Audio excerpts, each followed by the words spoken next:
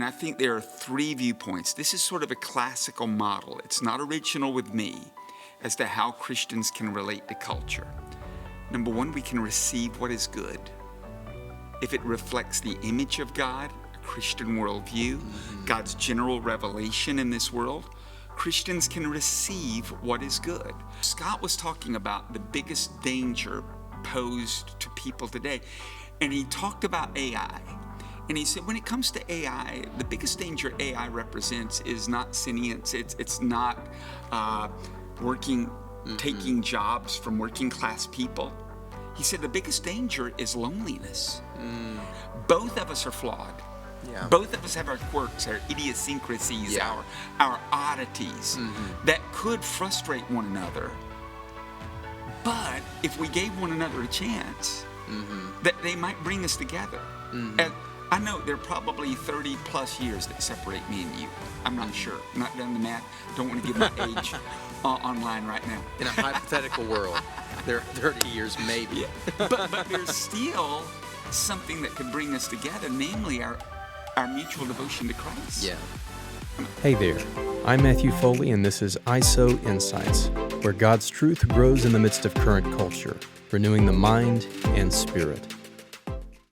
Welcome back to ISOW Insights. I'm your host, Matthew Foley, and today we've got a returning guest, somebody that ISOW knows well, and I almost said doctor, but doctor in spirit, Pastor Chris Goins, editor also. He's the editor for ISOW, as you'll know if you've watched earlier episodes, which if you haven't, go ahead, go back, watch those. You'll enjoy them. But thank you so much for coming on again, Pastor Chris. It's an honor to be with you, Matthew. Thanks for what you do. Thank through you. Podcasting, through the YouTube channel. We really appreciate you growing the influence of ISOW, what God is doing here. Well, thank you. I'm glad to be able to do it, and I'm praying that it blesses you guys, and that you guys would, if you haven't heard of ISOW, International School of the Word Bible College, that you'd go and check that out at isow.org. But today we had something, and I threw this on Pastor Chris at really short notice, and he always comes prepared. And I figured I wanted to give him something he would be able to hop on quickly because it was short notice. But I asked him a question about culture, movies, entertainment. If you don't know, Pastor Chris is a very prolific writer, and he writes blogs. He is very good at what he does, and he also writes opinion pieces. I've seen you do kind of mini movie reviews. But one of the things, because he's a minister, that he talks about is a lot of the philosophies and moral dispositions of the movies and the films that are coming out today. I know there is, both of us are associated with the Church of God, which is a Pentecostal denomination, rooted in the holiness groups that were from the Appalachians, so nobody will stone me in the comment section. But the reason I bring that up is because when I grew up in the Pentecostal church, the church I went to as a kid for the most part of my childhood used movies and popular culture. It was a larger church. It did have kind of some seeker-sensitive stuff thrown in there, but it was still a Pentecostal church. I grew up hearing about hell being preached a lot when I was very young.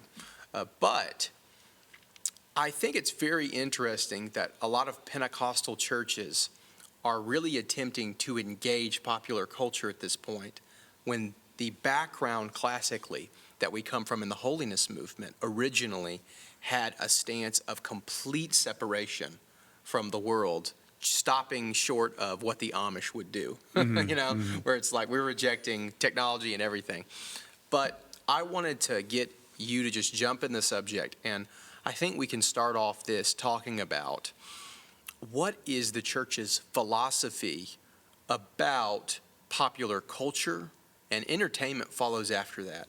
So how should we respond as Christians who want to be in the presence of God to popular culture, movies, things that really everybody who's in the world, a child goes to public school, all his friends are talking about latest movies, latest songs that have come out. How do we engage that? Yeah, Matthew, it's a great question. Romans 12. If you look at Romans 12:2, Paul said this: "Do not conform to the pattern of this world's thinking, but be transformed by the renewing of your mind. I love the way the Message translation reads there. It says, don't become so well adjusted to your culture that you fit into it without even thinking. Instead, fix your attention on God. Mm-hmm. And right now, we're going to have to admit that culture is pervasive. It's coming at us, whether we're aware of it or not.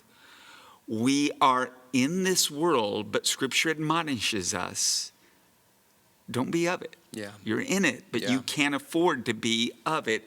You can't afford to allow the culture to mold you. In fact, there's an old translation, J.B. Phillips, when he was translating Romans 12, verse 2, he said this, don't let the world around you squeeze you into its mold. So I think we need to have that awareness that there is a propensity in all of us to be squeezed into the world's mold. So, Matt, let me describe it like this. We were talking before we began, and I think there are three viewpoints. This is sort of a classical model. It's not original with me as to how Christians can relate to culture. Number one, we can receive what is good. If it reflects the image of God, a Christian worldview, God's general revelation in this world, Christians can receive what is good. There are some things that you might hear on the radio, a song that might enlighten or inspire or lift you. Christians can receive what is good. Yeah. Secondly, we need to reject what is evil. And I know we probably have these ideas that something that is evil will be heinous and immediately recognizable as evil. In this day and age, 2024, when we're recording this, evil is often incredibly subtle. But that doesn't mean it's not dangerous. In fact, right now, we're seeing evil wreak havoc in youth culture.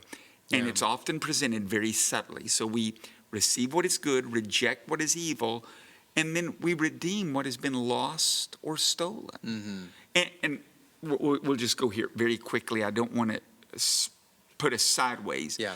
In regards to ideas regarding sex and sexuality, our culture has totally corrupted God's original intention for sex and sexuality. Now, if you're a complete sectarian, you basically say, I'm walking away from it all. Yeah. I reject it all. Biblically minded believers understand that everything that God created is good. So let's not reject sex and sexuality. Let's just rediscover what God intended for it. Let's redeem that. We can't redeem it ourselves, but we can present our brokenness to God and allow Him to redeem it. And that's sort of the way I walk through these minds of culture. Receive what is good, reject what is evil, and redeem what has been lost or stolen. Wow. Receive what's good, reject what's evil, and redeem what's been lost or stolen. Yeah. If I can jump into that, you know what's funny is in my household growing up, we at some point, there was kind of a transformation that took place where when I was very young, there was a lot more leniency. Like when I was very young, I'm not trying, my parents did great at many things. They love the Lord. They really imparted that faith to me, so I'm not trashing them. But I remember being very young and watching like NCIS, like 7 to 8 years old. I'm like, you know what? I probably shouldn't have been watching NCIS because of the intensity of what was covered in it, crimes, people being murdered, yada, yada. But the main thing is we went from that to like going back to 1940s, 1960s films. And a major reason for it was language. But what's so funny is some of the films back then, going back, like I watched something with my wife just the other day, and it was a film we watched multiple times growing up, and she was like, this is really weird stuff. I'm like, what are you talking about? And she said, well, they're not using any, like, I think you guys like didn't feel bad about watching it because there was no outright language or nudity, but some of the subjects they cover are really bizarre, and it feels strange. And when I just thought about it for 2 seconds, I was like, wow, this is a really bizarre movie. So I'll throw this out there. There's a movie called Harvey that, I hope nobody's going to get lost because I'm going like, for most people that may have never heard of this, but oh my God, Jimmy Stewart. Mm-hmm. Yeah, he was the actor, the main actor in it. You may have never heard of this movie. I haven't. Black and white, old Yeah. movie. The whole premise of the movie is that Jimmy Stewart is kind of this, it opens up with him being kind of this guy who's wandering through life, and his older sister's this well-known matriarch of the community, and she is taking care of him, and you could tell there's like a strange thing going on with this person. It's a famous Broadway play at the time. Now they made a new movie. So the whole thing is, he believes he has an invisible friend who is a giant rabbit that talks to him. I have heard of this movie, yes. And later in the movie, so the whole thing is his relationship with this thing gives him a gentleness and a kindness in life, but his sister wants him to start taking a drug to make him not see this friend anymore. But he's a super nice guy. Everybody loves him that meets him. And later in the movie, there's the name is called Harvey because this giant rabbit is Harvey. That's what Jimmy Stewart's character calls him. And later in the movie, they talk about, this guy's reading in a book where it talks about a capuchin, which is a Celtic spirit that befriends and follows someone around. Well, that's what Harvey was. That was actually the claim of the movie at its core. So on one end, it's kind of innocent, kind of funny, but if you looked at it and you kind of looked at the philosophy of it, so this is a spirit that is not God, that is in this man's life soothing him, but he's not really helping his community, he's not getting a job, but he talks to people and makes them feel good. Now, I don't know in real life if you're ever going to find an example that matches that, but even though it's got a lot of innocence in it, there's a philosophy behind it that says, you know, whatever it takes for someone to find peace in their life. Yeah. But one of the claims of the movie is very similar to spirit guides in the New Age. There are, if you don't take the movie that seriously, it doesn't hold any power.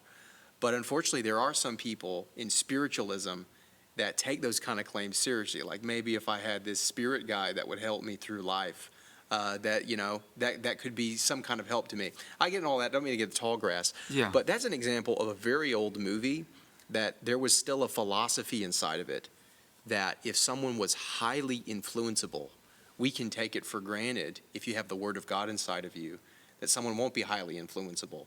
So that's one end of the extreme. Really, movies that aren't very filthy outrightly, but they have interesting philosophies. Yeah. And there are, I would say, shockingly, some movies made by people who culturally come from areas of the world where people talk real rough and vulgar, but they may have philosophies that are more grounded in truth. Does that bear witness with you at all? Yeah, I understand what you're saying. That's why I really think one of the skills that Christians, it's incumbent upon us that we develop, and that's the skill of discernment. We know this to be a gift of the Spirit. Yeah. I mean, Paul talked about discerning of spirits. And I love what Charles Spurgeon said. He said about discernment, discernment is not knowing the difference between right and wrong. Yeah. It's knowing the difference between right and almost right. Yeah. So key. And Philippians chapter 1 says this is my prayer. Paul's praying for a church that he deeply loves. And listen to this prayer, that your love may abound more and more in knowledge and in depth of insight, so that you may be able to discern what is best, so that you can be what? Pure and blameless. Yeah. And that's one of the necessities for believers today, because I'll go down a potential rabbit trail here. And pardon me if this opens up Pandora's box that's rather dangerous. For years and years and years and years, decades in fact, my mother was a huge fan of Disney. In fact, when I was growing up, on Sunday night, something came on television called The Wonderful World of Disney. Now, when I was growing up, we didn't get to stay home to watch The Wonderful World of Disney because we had church on Sunday night. And I remember on one occasion, Wonderful World of Disney was airing 10,000 Leagues Under the Sea. I asked my dad if I could stay home and watch 10,000 Leagues Under the Sea. He said, you get in the car to go to church, or you're going to have 10,000 stripes you know where. Oh. I mean, he was very adamant that we be believers. But in that era, my mother loved all things Disney. Yeah.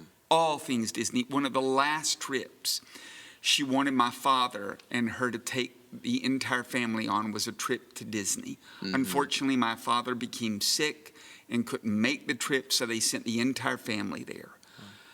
I say all that because recently, in recent years, Disney has become one of, I believe, the most dangerous filmmakers in the world.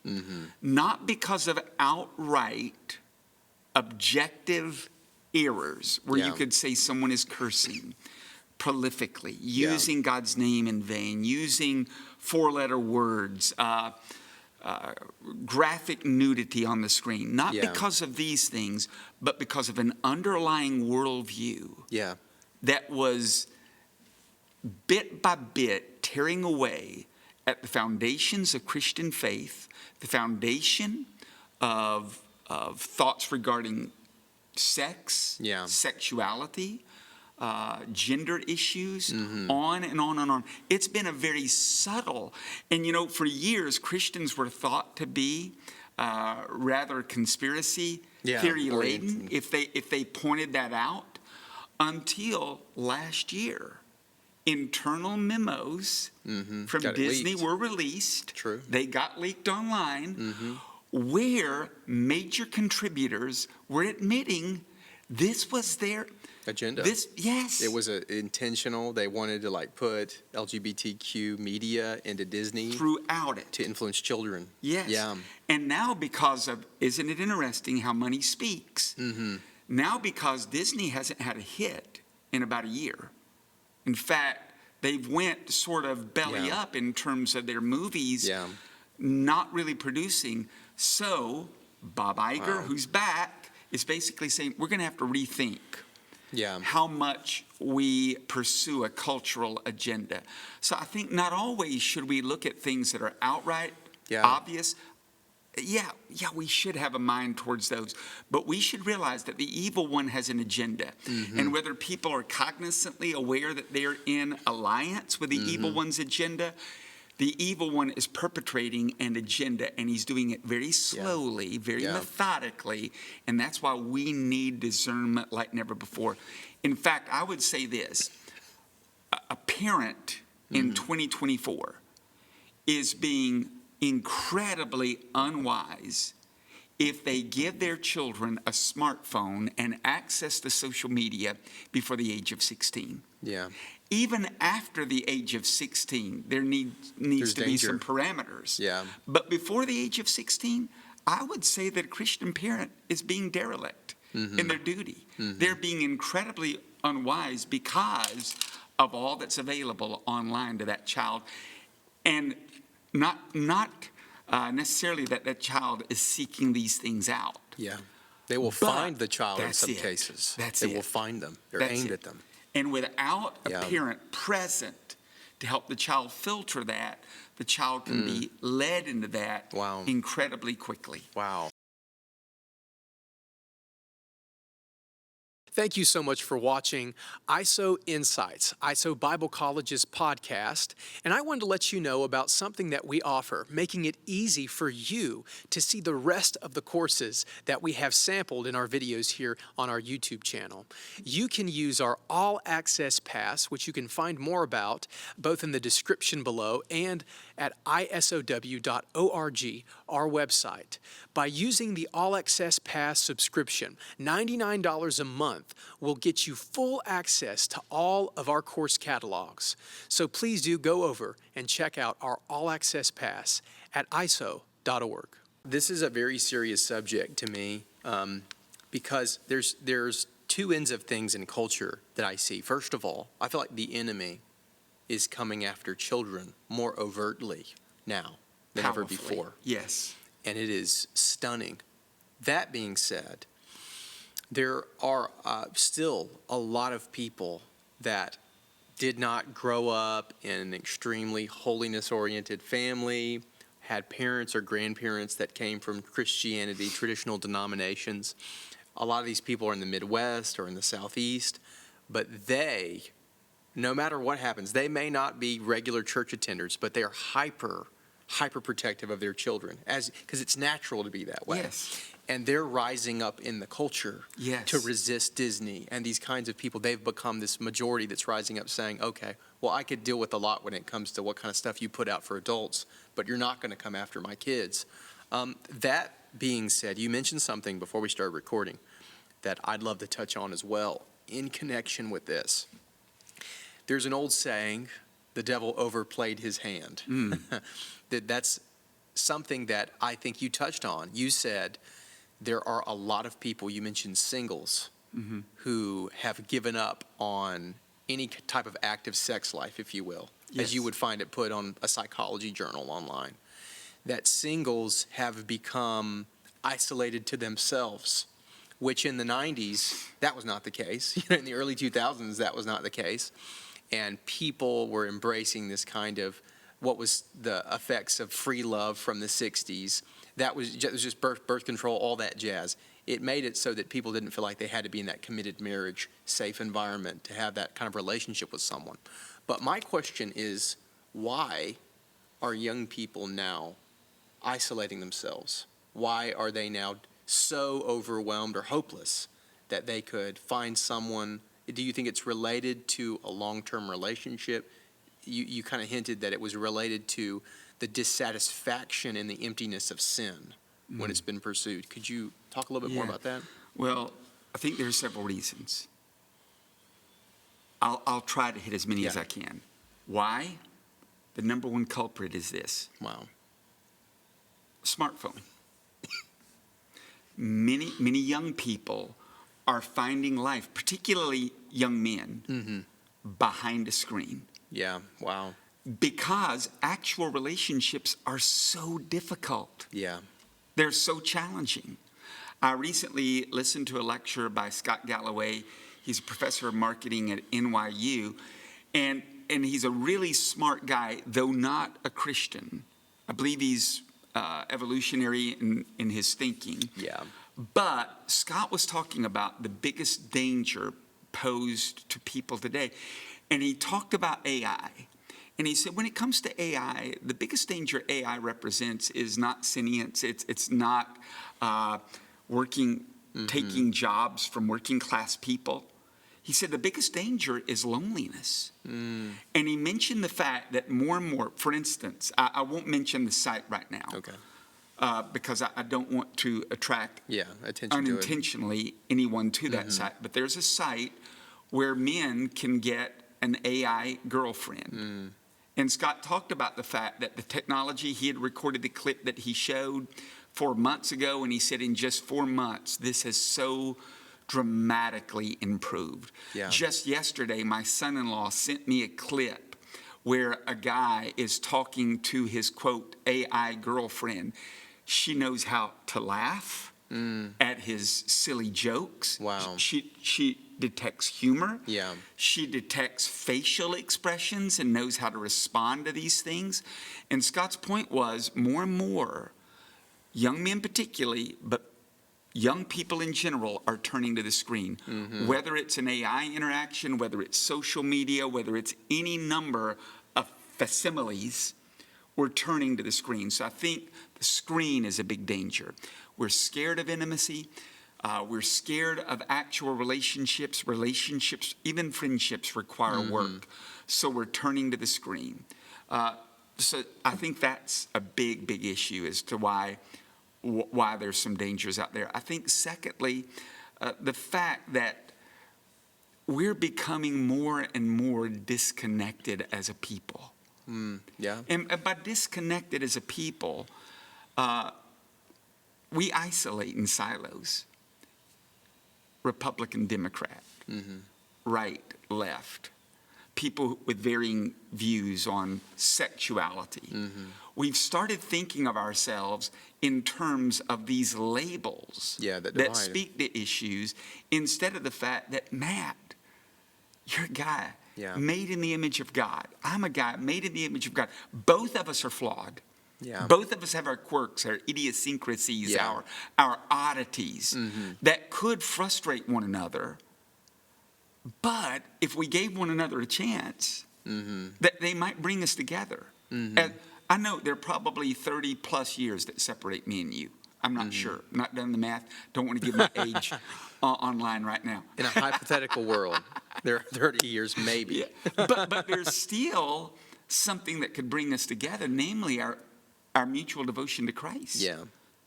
So that's a big issue, is we silo ourselves in terms of ideology, ageism, a number of things, instead of accepting the humanity that most of us bring to the table, that all of us need. I think, third, a reason we're rejecting, young people are turning away from sex, I think we found out that, what was presented is a lie. It does not satisfy. It does not meet my deepest longings. That's my fear for today. Right now, we're in this craze of trans ideology, where there's a push to allow children to have what are called gender-affirming surgeries at an incredibly young age. And the problem is, give it 5, give it 10, give it 15, give it 20 years. Already in Great Britain, Britain is waking up, and Great Britain is saying, holy cow, we didn't anticipate the long-term harm of some of these decisions that we've made. So they're backtracking on policies that they enacted regarding gender ideology. Who's lagging behind? America. The U.S., because we are so headstrong in our sinful defiance and rebellion against a holy God. We're going to do it our way. We've adopted the Burger King theology. We will have it our way. Unfortunately, 5, 10, 15 years later, we're going to be facing a generation of young people we failed to serve by saying, hey, just like you found out in regards to cheap hookups with the opposite sex, this idea that was presented that you can be whole if you bring your body into alignment with your mind, which is an absolutely insane thought, it was bankrupt too. Unfortunately, I'm sorry, at that point when a person has foregone any kind of sexual enjoyment or the possibility of children or reproduction or family or anything else, all of those things have been thrown away because we followed a sinful ideology. So I think there are lots of reasons. I'm not certain I'm getting to your original question. I think you are. But so when it comes to culture, I look back at the way I was raised, Matthew. I didn't go to a movie until I was in my 20s. Now, this incredible thing happened when I was in my late teens, and that is the advent of a VCR. And all of a sudden, we could go to a shop and rent a movie and bring that movie home. Which begs to ask or answer the question, why did that movie suddenly become right in the home and it was wrong in the theater? That's because the theater's a bad place. That's it. Now, here was the one redeeming aspect of that. At first, when my mom and dad started bringing those movies home, how did I watch those movies? I watched them with a parent present.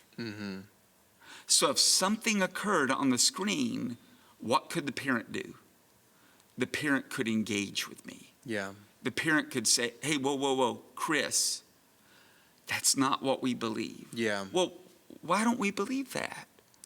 than a conversation. I love that. I remember great conversations with my dad and mom. There were some subjects that they were really uncomfortable with, so they wouldn't engage with me on, i.e. sex. Yeah. I mean, yeah. my dad, whenever I brought up the topic of sex, and Yeah, right can you before I talk got about married, you know the sex talk I had with my dad? He walked into my bedroom with a copy of Tim LaHaye's book, The Act of Marriage, I think it was called. I'm doing this by memory, and it was a long time ago, and said, read this, it'll answer all your questions. Oh, man. There's so much don't think awkwardness it about did. it. Yeah. So while we were uncomfortable talking about some things, they were willing to have that dialogue. But I believe that there was behind this push against culture that sometimes went over the top, Yeah. there was a heart for holiness. And I think there was a discernment for something prophetically. There were, I believe, Pentecostal people early on, when they would see certain movies and they'd be like, something's off, something weird. There's some kind of intention behind this that's not godly. Yeah. Even if the movie wasn't profoundly evil in an overt way. I think there is a level of discernment, but I think sometimes our shrewdness doesn't meet really what it needs to meet. I know that sounds confusing. I'm not trying to confuse people, but Jesus, for instance, one of the most confusing parables is in Luke 16. He talks about the unrighteous steward, and at the end of it, there's a congratulations for how the unrighteous steward handles himself. And then Jesus says a very kind of bizarre thing. He says, you need to learn how to make friends in the kingdom with unrighteous mammon. What are you talking about? Yeah. Well, and then when he says that, he seems to be saying, you live in an imperfect world. You live in a world with warfare and where evil is occurring. And that you may find yourself in a position where you're being treated unjustly. Yeah. Things are being assumed about you. And then he says, after he makes that statement about unrighteous mammon, sometimes the children of darkness are shrewder Or more shrewd. in their dealings than the children of light. And he's saying, you need to be more shrewd. Yes. I think that's hand in hand with be as harmless as doves, but be as wise as a serpent. Yes. That he's literally saying you need to have the same level of shrewdness that your enemy has to go to war against him. Yeah. I heard I don't want to give details as to who it is, but he's Pentecostal, and I'll just put it this way. He's a teacher.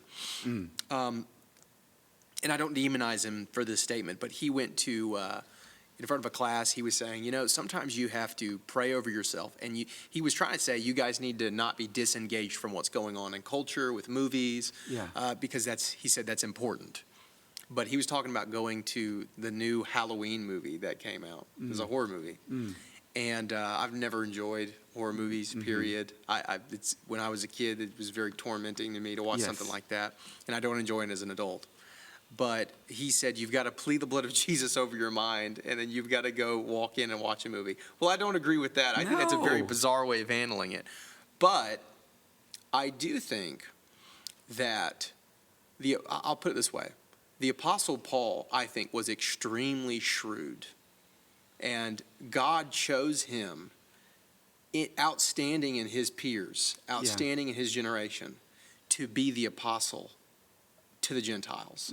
Out of all of these Jewish fishermen and tough people, God selected a man who was born in a Roman province in a Jewish community, became a radical Pharisee, moved to Jerusalem to rise up in the ranks of the Pharisees, converted that guy, and the same man he sent back to the Gentiles. To me, that's a kind of shocking strategy for the Lord, because all the Jewish people of the first century church really struggled with feeling freedom to go and talk to Gentiles. Why am I saying that? Because Paul, who is the most radical out of all of them, as far as being a Jew and a Pharisee, he engaged Gentile culture more than any of them. And when he went to Athens in Acts, he was searching to find some philosophical point that he could get a door for the gospel. What I do think that professor or that teacher may have been trying to say is, if you don't have any idea of what's going on in the culture of unbelievers, it's going to become more and more difficult for them to be comfortable in talking to you, For you to connect. and connecting with you. Yeah, absolutely. And that's accurate. Yeah.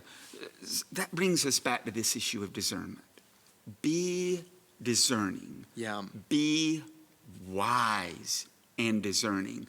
So while you need to be aware of culture, we're in the world, we're not of it. I hate to keep going back to that. I think it's the second time I've said it.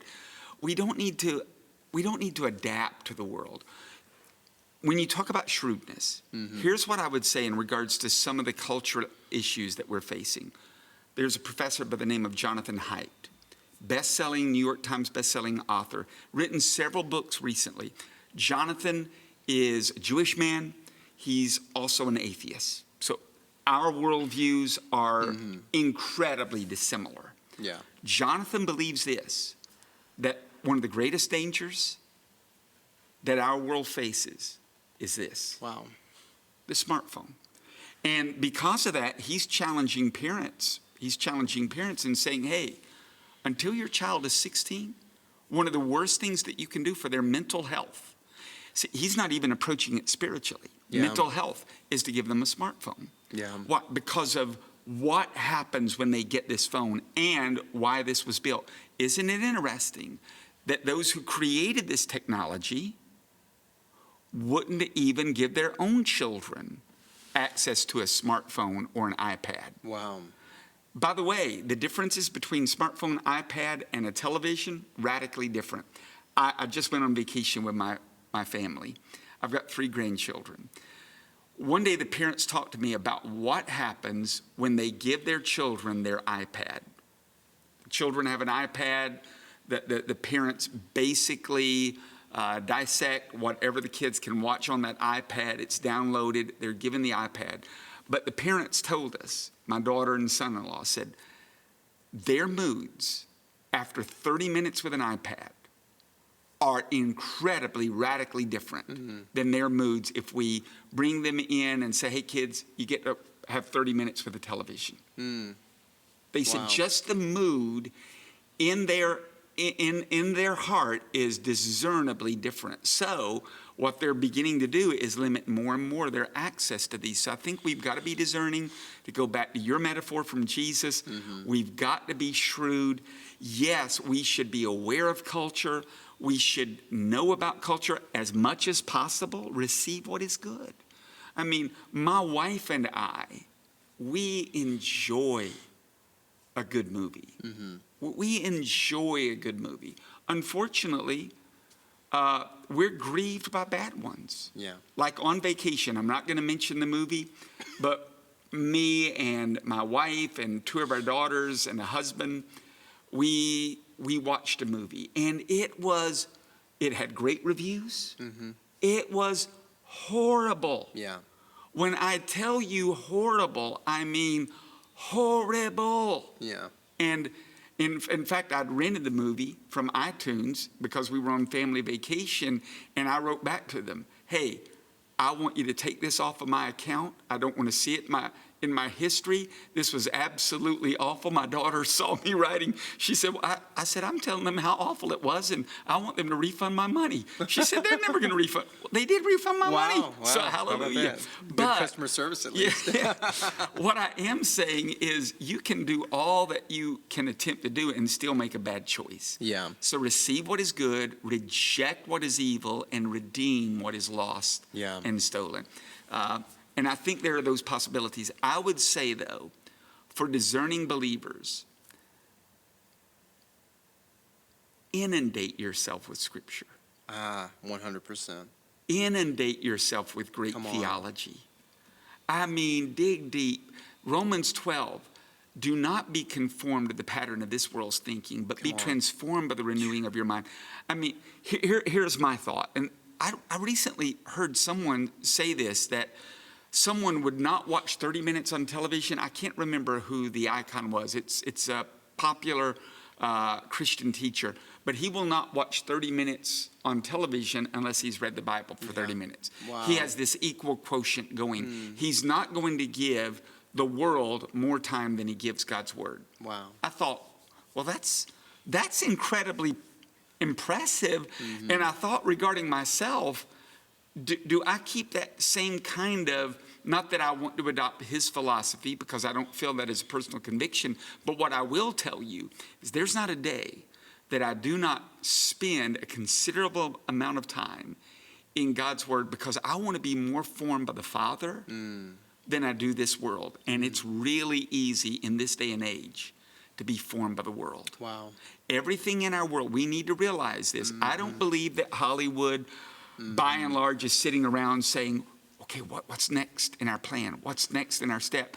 Though we do know from those released videos from Disney. Yeah, there are plans. There are plans. There are agendas. And we do know this, behind all of that is an evil one who, whether or not he lets us in on his plans and the way he's planting seeds, thought, go back to a movie, Inception, in our mind. Yeah. I mean, whether or not we're aware of it, I do think those things are occurring. So believers, we need to be so filled with the Word of God that the moment something shows up, we're like, oh no. Come on. Oh no. My wife and I were watching something, and I wish I could remember what it was, but we were watching a drama, and there was a moment in the drama when the husband began, when I say began, I mean started communicating with a member of the opposite sex in a way that both of us looked at one another. And it wasn't anything inappropriate. Like he wasn't making a pass at her. Yeah. He wasn't coming on to the woman. It was just a way that went beyond the way a married man relates to another woman. Unhealthy vulnerability. And both my wife and I said, oh no.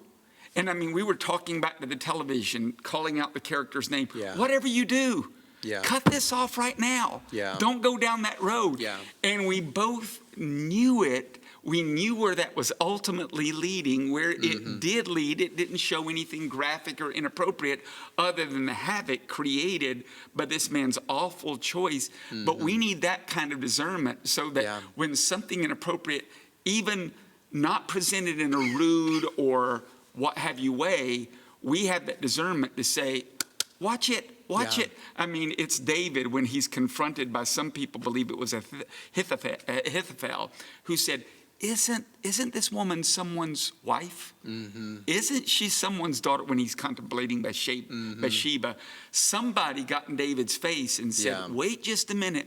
We need the Holy Spirit getting in our face, and he'll do that if we inundate ourselves with the Word of God, so that when we see something, observe something, run across an ad, what have you, when we're scrolling social media, we say, oh no, my spiritual radar is up. Yeah. I don't know what it is about this, but I do know that for me, God says no.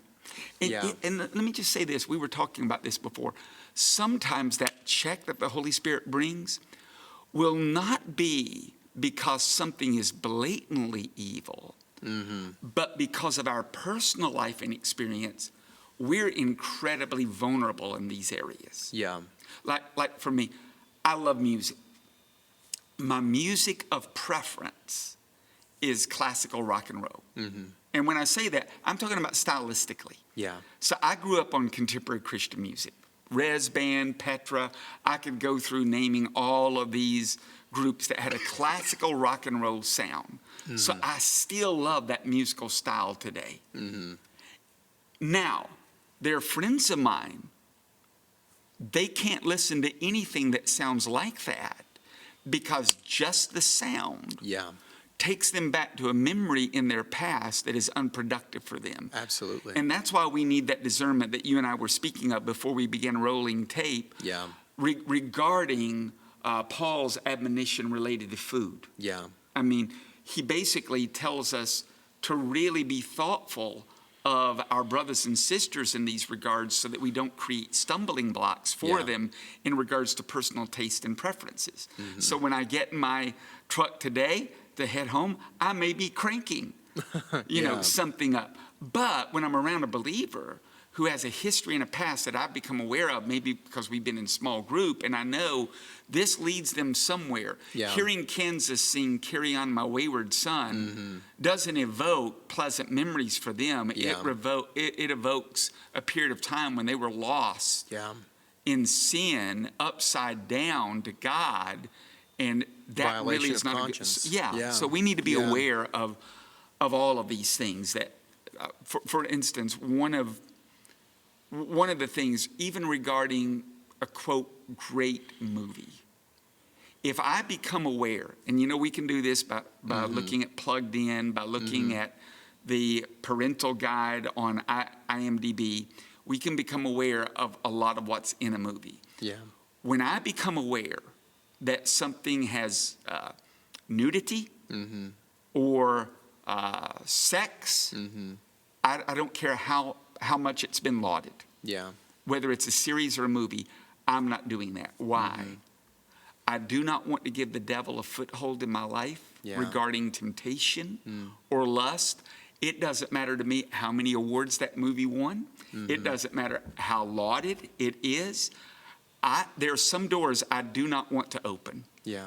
And opening that and allowing the evil one to come in there, I have a goal in my life, and I'm a married guy. In June, it'll be 41 years. Congratulations. That's awesome. Yeah. My goal, and unfortunately, because of poor choices I made many, many years ago, pornography I was exposed to when I was a kid and what have you, I'm not going to be able to meet this goal, but I can this side of redemption.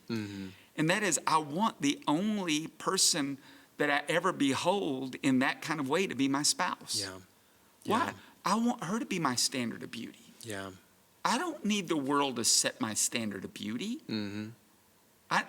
I need that woman that God brought to me to be my one and only standard of beauty. So, we can research movies. We can look at IMDb. There's a little parental guide there if you ease down into the notes. Plugged In does usually a good job of that, of letting you know what you're going to be up against if you face something. So I try to become aware of these so I don't unnecessarily expose myself to something in culture. I think. Oh, no, I hope that. No, that's great. Lends to our convo. I see two sides of this in conclusion of what we've been talking about. And we could call it, one side is the passive and one side is the active, or negative versus positive. So the negative side is what ought I to avoid? And the positive side is what should I aim to attain? What should I actively pursue? And I think God, first of all, I really do believe the New Testament says that God created the world for people to enjoy it. Yes. That there is joy, there is peace.